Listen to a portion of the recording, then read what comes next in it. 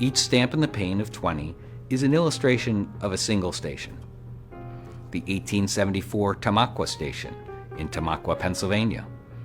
The 1875 Pointer Rocks Station in Pointer Rocks, Maryland. The 1901 Main Street Station in Richmond, Virginia. The 1918 Santa Fe Station in San Bernardino, California. And the 1933 Union Terminal in Cincinnati, Ohio. Our landmark is just breathtaking.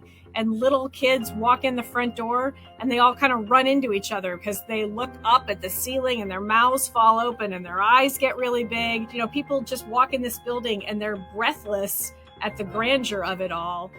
Cincinnati Union Terminal played a vital role during World War II, and there are thousands of stories. It gives me goosebumps when we hear them because we know that lots of people have come through this train station at some form or another in their lives. I think the dynamic about understanding the history of rail travel in the United States, we have the second busiest freight yard in the country behind me right now. And so it's still playing a vital role as we are moving people and goods across the United States and celebrating the investment and the design